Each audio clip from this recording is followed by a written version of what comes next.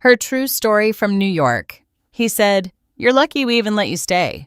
So I quietly left, then sold the land their house stood on. No one heard me pack, but they all heard the bulldozers. The silverware clinked against porcelain like brittle bones. No one spoke. The roast chicken was perfectly seasoned, the mashed potatoes creamy and hot. Not that anyone seemed to notice. Angela's diamond earrings swung as she leaned across the table, setting her wine glass down with a sharp clink. "You know," she began, her voice sugar-coated with contempt, "if Mom's still living here when the Hendersons visit next weekend, it'll be embarrassing. They're from Westchester, Jason. They host dinners with wine pairings and guest lists." She turned her eyes to me, those cold, sharp eyes. I had once sewn the hem of her wedding dress by hand. I had welcomed her into my home like a daughter. Now I was a liability. "If Mother's still here, it'll make us look small," she said slowly, as though I couldn't understand. Jason didn't even look up from his phone. His fork moved absently over his plate. Angela continued, "I mean, let's call it what it is. She doesn't pay rent. She doesn't help with utilities. The garden she keeps is half dead, and she takes up space that could be our sunroom." Honestly, she looked straight at me now. "If you're a freeloader, maybe it's time to consider assisted living. Let the state take care of you. That's what it's there for." I didn't move. My hands were folded neatly in my lap, and frankly, she added, voice louder now, "You should be grateful we even let you stay here. Most people wouldn't." "We've been more than generous." Jason finally glanced up. "Just briefly." "Yeah, Mom. Angela's right. I mean, most people your age are in homes. It's not like you're contributing." His voice didn't even carry anger, just indifference. That was worse. "My son, my only son." I looked at the space around me, the table I had stained myself, the cabinet with the crack from when Jason was 3 and knocked it over with his toy truck, the curtain I had embroidered while waiting for a phone call that never came. Every inch of this house and the land beneath it held pieces of me. And yet, at that moment, I wasn't even a person to them. I was a burden, a dead weight, an inconvenience wrapped in graying hair and worn sweaters.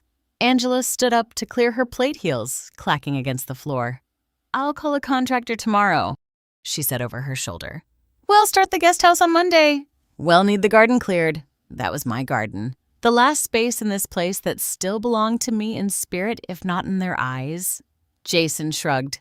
"Guess you'll need to move your stuff, Mom. They'll need access to the backyard." I stood slowly.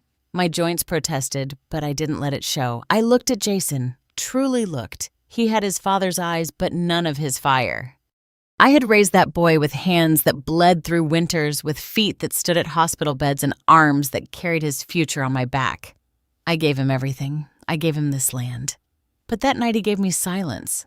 That silence screamed louder than any insult. I walked back to my cottage behind their house. It was a small place, 2 rooms, a kitchenette, a garden outside. I had planted rosemary, tomatoes, basil, and a line of marigolds by the back fence. It wasn't much, but it was mine. I sat at my little table, pulled open the drawer, and removed a brown envelope. Inside were the original deeds to the land, my name written clearly on every page. I had given Jason the right to build on it, to live on it, but I had never signed over ownership. They never asked. They assumed.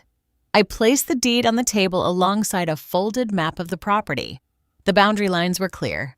My cottage, the garden, the main house, all on my land. They thought I was weak because I stayed quiet. They thought silence meant surrender. I looked out the window at the backyard. The lights from Jason's house cast long shadows over the grass. I could hear music now.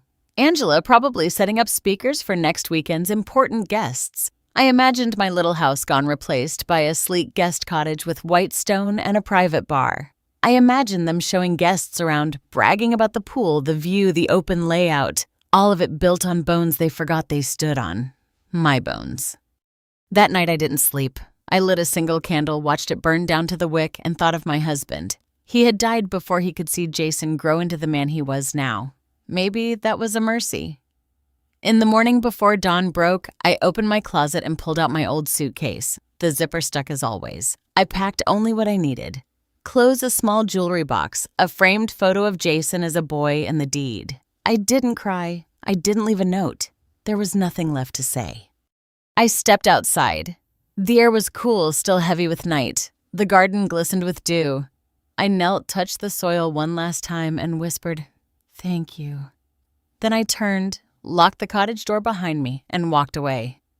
Not because I had nowhere else to go, but because I finally remembered this land was mine and they had forgotten. But I hadn't not anymore. It wasn't always like this. When my husband passed away, the silence in our apartment became unbearable. Every corner reminded me of him, his slippers by the door, the chipped mug he always used for morning coffee, the chair he refused to replace even when the springs gave out. I spent 6 months walking from room to room, not speaking to anyone, just listening for footsteps that would never return. One day, I opened the windows, let the sunlight flood in, and realized I needed to leave. Before the grief swallowed me whole, I sold the apartment. It wasn't worth much, a modest one-bedroom in Queens, but it gave me enough to purchase a small piece of land upstate. The air was cleaner, the noise softer. I thought it would be my place of rest, the chapter where I'd learn to breathe again. Jason was struggling at the time. He had just lost his job at the print shop and was bouncing between couch surfing and applying to warehouse gigs. When I told him I was moving, he looked at me with pleading eyes. I'd known since he was a boy. "Mom, could I come with you? Just until I get back on my feet." Of course I said yes. What kind of mother would I be if I didn't? I used my savings to clear the land and drew up plans for a small house for myself. 2 rooms enough for 1 person. The rest of the property I told Jason he could build on if he found work and wanted to settle. He hugged me so tight that day I thought my ribs would crack. "I'll never forget this," he whispered. He forgot. Back then, Angela wasn't in the picture yet. It was just Jason and I. We planted the first rosemary bush together. I taught him how to fertilize the soil, how to turn compost, how to trim tomatoes without bruising them. He seemed happy. He worked construction jobs for a while, saved up, and eventually built a modest 2-bedroom on the land.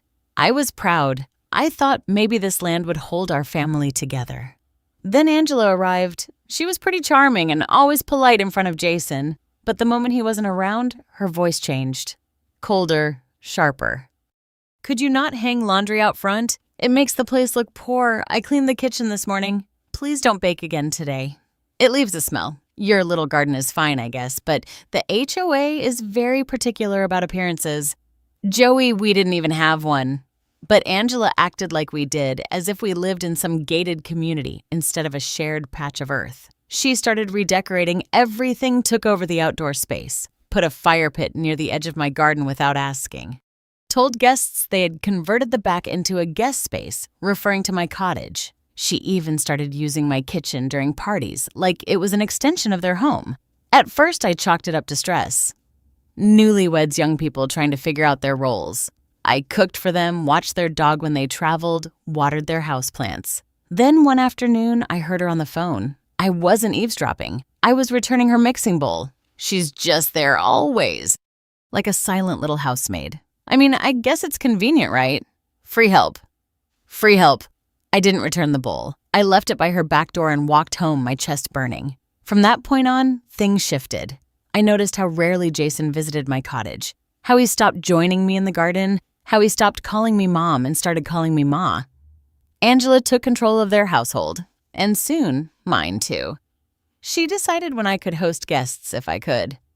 She scheduled loud construction projects without warning. Once, she even had my marigolds removed by accident when a landscaping crew came. I kept my head down. It's what I knew how to do. I tended to my garden, fed the birds, and lit a candle every Sunday for my husband. But the boundaries, once so clearly defined, began to dissolve. My home was becoming a shed in their backyard. My identity, just a helpful old woman who didn't know when to leave. I had given them space. I had given them peace. And they had slowly erased me. By the second summer after Jason and Angela moved in, the parties had become a weekly occurrence. There were themed brunches, evening cocktail hours, backyard movie nights, and barbecues where the laughter was loud enough to rattle the glass in my kitchen window. It wasn't the noise that hurt me. It was the eraser. During those parties, Angela made it a point to steer guests away from the back of the property. My cottage, modest and clean as it was, didn't fit her image of tasteful hosting. She would block off the path that led to my door with tall drink tables or stacks of party chairs. "Keep everything in the front yard," I heard her say once. "There's no reason anyone needs to see back there." Back there, that's what I had become. A direction and inconvenience. Jason didn't say much during these events. He'd stand by the grill beer in hand, smiling in that distracted way people do when they're floating through a life they barely recognize anymore. He had grown quieter with me, where once he would drop by for garden herbs or sit at my table for tea, now he barely knocked. Angela handled everything now. One afternoon, as I watered my lettuce rows, Angela stormed outside in a flowing cream sundress, sunglasses perched on her head like a crown. "Mother," she snapped, voice laced with tension. "Could you not do that today?" I looked at the hose in my hand, confused. "We have people coming over," she explained, gesturing to the yard. The wet soil, the smell of compost, it's not really the vibe. I wanted to laugh. Compost had fed this earth better than any of her hors d'oeuvres ever would. But I didn't laugh. I simply turned off the hose and nodded. "Thanks," she said, turning on her heel. A week later, I noticed orange stakes in the ground, small plastic markers poking through the soil of my garden. I approached Jason as he carried lumber from the driveway. "What are those for?" I asked. "Oh, that," he said, brushing dust off his hands. "Angela's working with a contractor. We're building a guest house right here in the back for hosting, maybe even Airbnb. It'll raise the property value." I blinked. "But this is my garden." Jason sighed. "I know, but you've had it for years. Ma, come on. You've had a good run. We need the space." I felt the blood drain from my face. He looked at me, not cruelly, just dismissively, like I was part of the landscape that needed trimming. "Angela says it's an eyesore, and it kind of is, Mom. It's not modern." That night, I stood by my window and stared at the stakes. They dotted the earth like tiny flags of conquest. Thought about pulling them up, just yanking them out and throwing them in the trash. But I knew that wouldn't stop anything. Not really. So I waited. I listened. And one morning the words I'd feared finally came. I was in my kitchen pouring tea when I heard Angela outside talking to a friend on speakerphone. "Yes," she said, voice bubbling with excitement. "Contractor comes Tuesday. We're starting with the foundation. No, it won't be in the way. We're clearing all that garden trees, everything. Sometime next week." Another pause. Then laughter. "Yep, even the little granny hut. Sometime next month. That thing's coming down. We'll finally have a clean backyard." No more eyes, granny hut. I stood frozen, teacup trembling in my hand. They weren't just expanding, they were erasing me. I leaned closer to the window. Angela continued. "Jason's talking to the county about permits, but honestly, it's our land, our house. The old lady's just lingering. Sometime soon we'll be done with that, too." Done with me. It wasn't just about the garden or the cottage. It was about making sure I no longer existed in their world. That afternoon, Jason came by. A rare visit. He didn't sit, just hovered awkwardly by the door. "Hey, Ma," he said. Angela and I were talking. "Maybe it's time to start thinking about the next chapter." "The next chapter," I echoed. "Yeah, retirement communities, assisted living, that sort of thing. There's some good ones in the area. We'd help cover it, of course." He said it like he was offering me a gift, a place to die neatly tucked away where no party guests would have to see me age. I didn't respond. Not then. Instead, I thanked him, said I'd think about it, and that night I sat at my kitchen table with the deed in my hands. I ran my fingers over the paper. My name's still mine. They had built their lives on my generosity, and now they wanted to bulldoze me into the past. They thought I wouldn't do anything. They thought I'd stay quiet. They didn't know I'd already begun the next chapter, but not the one they expected. It was a Sunday morning when I decided to speak up. The sun was warm on my face, and I had just finished trimming the basil. I placed a small bouquet of herbs in a mason jar and carried it to the main house, knocking gently on the back door. Angela opened it, her lips pursed, eyes already scanning the jar like it might drip soil on her tile. "Good morning," I said. "Is Jason home?" "He's upstairs," she replied flatly, stepping aside just enough to let me in. "Is it important? We've got a busy day. It won't take long." I sat at the edge of the living room. The place that once felt like part of my home. Now, it smelled of expensive candles and detergent, artificial and cold. Jason came down the stairs stretching. "What's up, Ma?" I held the jar between my hands. "I heard about the plans." "The guest house," I said softly. I wanted to ask if we could preserve part of the garden. Maybe the corner with the marigolds. That was your father's favorite spot. Jason looked at Angela, then back at me. Mom, you've had that space for years. Chan, he said, we've been more than accommodating. You're not paying rent. You're not helping with the mortgage. Angela and I are trying to make this a real home, one that reflects us. I'm not trying to be in the way, I said gently. Just that little corner. It means something. Angela scoffed. This again. Jason raised a hand, cutting her off. Look, it's not about the garden, Ma. It's about fairness. You've been living here for free, using the utilities, taking up space, and you're not contributing. My heart stung at the word. Not contributing, Angela stepped forward. And let's be honest, she said, arms crossed. You're a freeloader. I'm sorry, but someone has to say it. It's not sustainable. We're not a charity. I blinked. That word freeloader, as if everything I'd poured into their lives, the land, the home, the years had vanished, Jason added. Angela's been doing research. There are some decent state-run homes in the area. They're clean and they've got like music nights and group meals. It might be better for you. My throat tightened, but I kept my voice even. You want me to leave? Jason sighed. We just think it's time for a change. You're getting older, Mom. You deserve to be cared for. Let the state take care of you. There it was. Let the state take care of you. The final nail spoken not with cruelty, but with the bland, thoughtless practicality of someone who has already made up his mind. Angela nodded, pleased.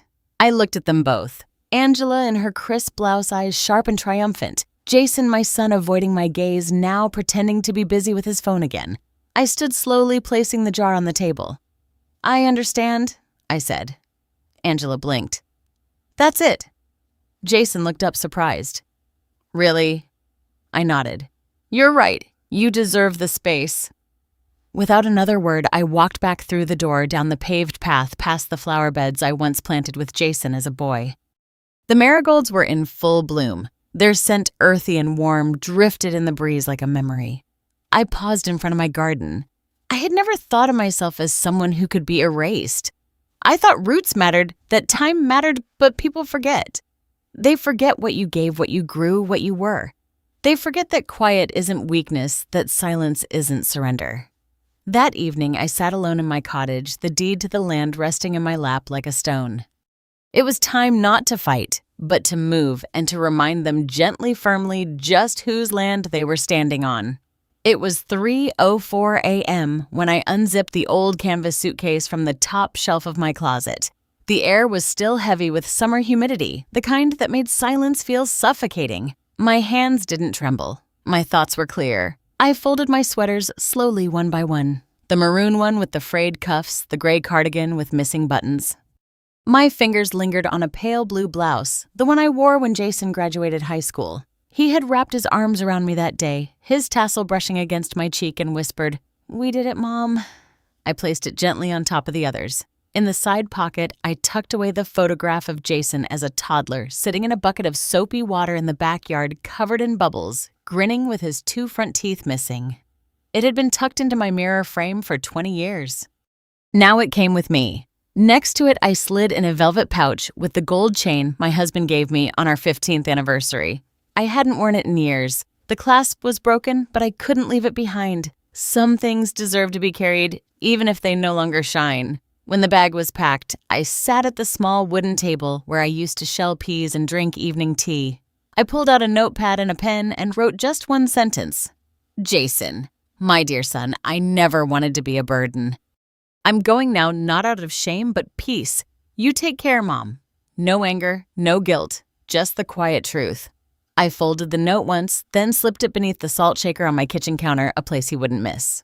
At 3:41 a.m., I locked the door behind me. The moonlight spilled across the garden, glinting off the morning dew like silver tears. I walked past the marigolds. I did not cry. I did not look back. I walked out to the main road where a cab waited. I had called it earlier from the landline using the name Mrs. Elkins, an old habit from my teaching days when I'd use a fake name for privacy. As the cab pulled away, I turned once to see the silhouettes of the 2 homes behind me, mine warm and small, theirs tall and well lit with outdoor string lights still glowing faintly from last weekend's party. The homes sat side by side like mother and child, but one had outgrown the other, or so it thought. I arrived at a modest hotel near the city by dawn, checked in under my maiden name, and sat at the small desk in the room with the deed spread out before me. My name, my legal name was printed on every page, clear, undeniable. I ran my fingers across the signature line. I'd never crossed out. All these years I'd left it untouched. I had never formally gifted the land, never transferred ownership. Jason had assumed. They had all assumed. But assumptions are not contracts. At 8:03 a.m., I called Paul Benedetti, my late husband's oldest friend and former law partner. He hadn't heard from me in years, but when he picked up the phone, his voice softened instantly. "Margaret," he said, nearly whispering, "is that really you?" "It's me, Paul," I replied. "I need your help. Today." An hour later, we met at his downtown office. He looked older, of course, but his handshake was still firm. His office smelled like pine wood and strong coffee. "I never thought I'd hear from you again," he said, eyes scanning the document I handed him.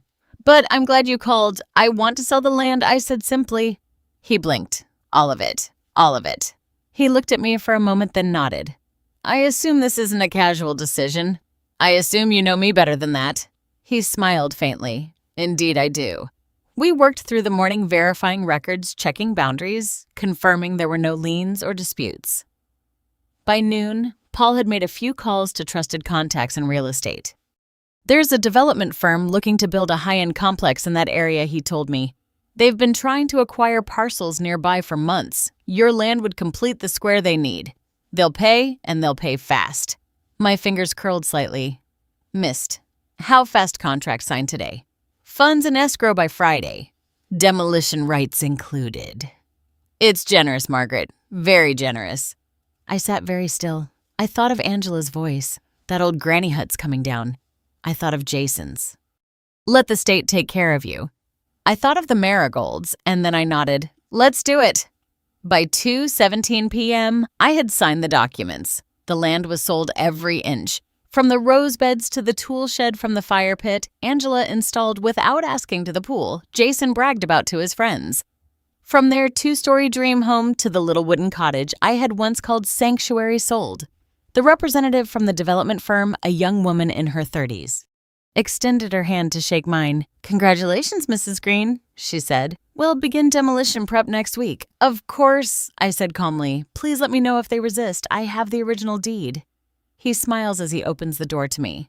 "They say we want a boy, but nobody wants one. So you have your boy." I smiled. "Not anymore." That night I returned to the hotel, placed my suitcase by the door, and stood by the window overlooking the city. The lights blinked like stars fallen to earth. I poured myself a cup of hotel tea, bitter too strong, and lifted it in silence to piece to land to the quiet kind of justice that doesn't scream but is heard all the same. It started with a letter taped to their front door. A plain white envelope delivered by hand sealed with a gold insignia of a development firm. Inside, a notice of property transfer, a demolition schedule, and a final warning to vacate all structures within 5 business days. Angela found it first. She screamed. Jason thought she was joking. Some prank, some mistake. He yanked the papers from her hand, scanned them once, twice, 3 times, then turned pale. "What the hell is this?" he muttered. "This can't be right." Angela tore through the house, searching for the deed, the contract, any proof that the land was theirs, but she came up empty.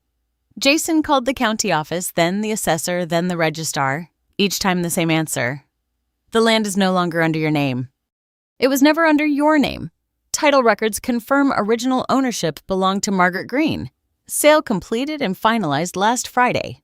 Jason's voice cracked. "But she never... I mean, that's impossible. It's ours. We live here." "I'm sorry, sir," the clerk replied. "According to our records, you were tenants, informal but without a legal claim.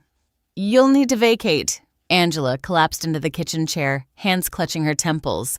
"You said it was ours," she hissed. Jason stood frozen in the middle of the room, the notice dangling from his fingers. "She never signed it over," he whispered. "What?" "She never transferred the deed. She gave me permission to build, but she never gave me the land." Angela's face twisted. You mean to tell me we spent $200,000 remodeling a house we don't even own? Jason didn't answer. He didn't have to.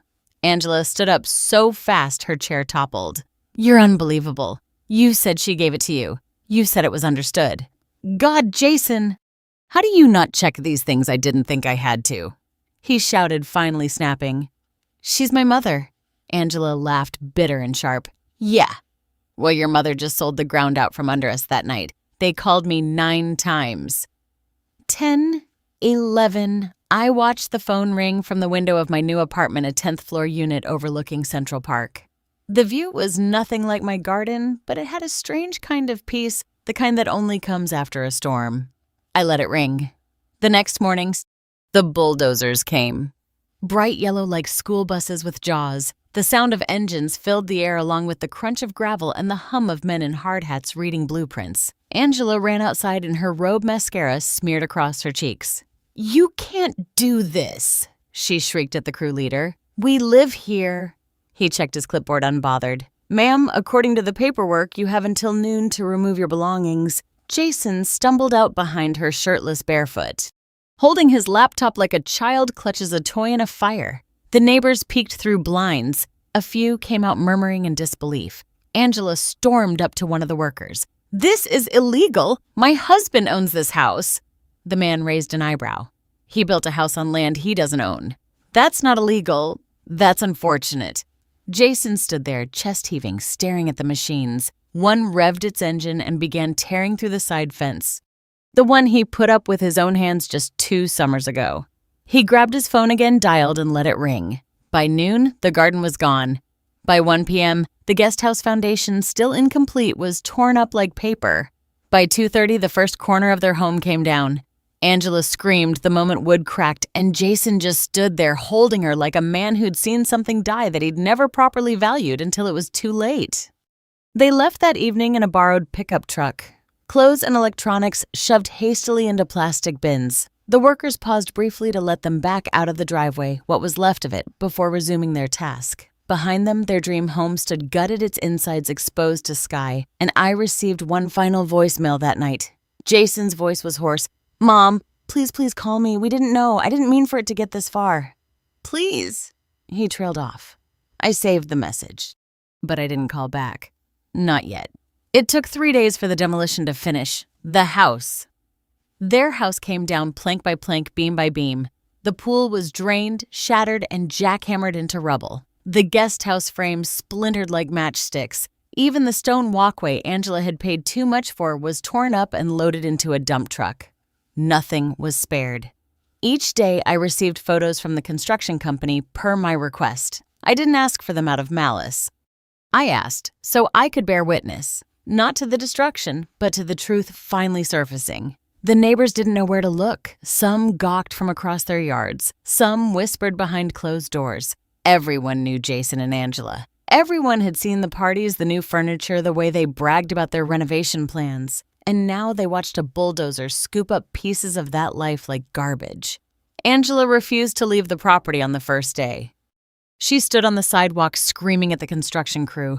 This is a mistake. You can't do this. I live here. But the men had their orders. The papers were legal, the signatures authentic, the schedule tight. On the second day, she stopped screaming and started crying. Jason came to find me. I was sitting in the courtyard of my apartment building watering a small pot of herbs I had started. Rosemary, of course. The city didn't offer soil like my garden did. But life can grow in unlikely places. He looked thinner, tired, lost.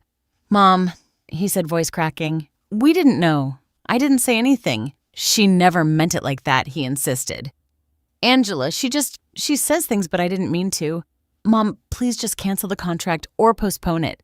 Give us time. He sounded like a child again. The same tone he used when he broke a window and tried to hide it, when he lost his backpack before finals, when he failed to call me for Mother's Day and tried to make it up with flowers from a gas station. I looked at him, then I stood, walked inside, and returned a moment later with an envelope. Inside, a copy of the purchase agreement, stamped, notarized binding. Jason took it with shaking hands. Read the first few lines. Is this your signature? Yes, I said. He blinked, tears brimming. You sold it all? Yes. He looked at me like I was a stranger. Angela came the next morning, not in heels, not in makeup. She wore an old hoodie and sweatpants, her hair pulled back into a messy bun. She looked like someone who had run out of control and didn't know where to aim her fury anymore. She didn't knock on my door. She knelt on the sidewalk outside my building, knees on concrete, head lowered. I saw her through the window, hunched and trembling. "I'm sorry," she whispered, barely loud enough to hear. "Please, just give us another chance." I stepped outside. Slowly, she didn't look up. I'll do anything she said. "I'll fix it. I'll make Jason apologize. Please don't let them destroy what's left. That house is our life." I stood there a long moment, the early morning air cool around us. Then I reached into my purse and handed her the same envelope. "Your husband already saw this," I said gently. "It's done." She looked up at me, and for the first time her eyes were not sharp or condescending, just hollow. "How could you—" "I gave you the land," I said. "The home, the garden. I gave you my silence and you used it all up." She closed her eyes. You didn't think I could." Angela stood slowly. Her knees were red from the pavement. She took the envelope without another word, and just like that, she walked away. I didn't hate her. I didn't pity her. I simply remembered everything she thought I'd forget. The view from the 10th floor is nothing like my old garden, but it has its charm. From my window, I can see the city stretched out in all directions, lights twinkling like stars that decided they preferred concrete to sky. Cars hum below like a gentle tide, and the air up here smells less of soil and more of possibility. My apartment is small but elegant. Hardwood floors, granite counters, a wide glass wall that frames the skyline like a painting. There's a tiny balcony where I've planted mint in a ceramic pot. Not quite the same as the rows of vegetables I used to tend, but it grows well under the sun. Strong, persistent, just like me. I sip my tea slowly, hot, earthy, steeped with lemon and a sprig of that balcony mint. It calms me. It reminds me that life, no matter how bruised or twisted, always finds a way to taste sweet again. The phone buzzes on the counter beside me. Jason again. His name lights up the screen like it's reaching for something that's already drifted too far. I don't move. I let it ring. He's been calling for days. The messages started polite, then urgent, then broken. "Mom, please. We're staying at a friend's. Just talk to me." Angela wants to apologize. She's not. She didn't mean what she said. We didn't know it was that serious. We didn't think you'd actually, "I'm sorry." I believe that part that he's sorry, but sorrow doesn't rebuild gardens. It doesn't erase words like freeloader or nights spent thinking you're invisible in your own home. It doesn't return the kind of dignity you're forced to reclaim in silence. I lift the phone, glance at the screen. His name glows for a moment. Then I press the side button. The screen goes dark. I don't hate him, but I no longer make space in my heart for people who can't tell the difference between kindness. I didn't destroy his home. He built it on borrowed ground and forgot to ask who was holding the deed. Now he remembers. Outside my window, the city pulses with life. People moving, loving, lying, regretting. The world turns regardless of whose house falls and whose heartens. I sip my tea again. It tastes stronger today.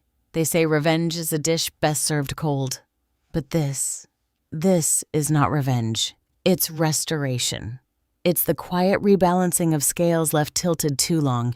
I breathe in deeply. The scent of mint curling through the air. I didn't lose a son. I lost the illusion that he ever really saw me. And maybe that's the most honest grief of all. But it's also freeing because now I see myself. I see what I've built, what I've endured, and what I've reclaimed. Not with shouting, not with spite, but with quiet steps and signed papers and the strength to walk away. And if you're reading this, if you've ever felt invisible, underestimated, or quietly erased, let me say this. You're not weak for staying silent. You're wise for waiting. And when your time comes, you won't need to raise your voice. You'll just need to rise. If you've been quiet for too long, let me tell your story. Silence is a form of intelligence and revenge. It doesn't need noise to make its point.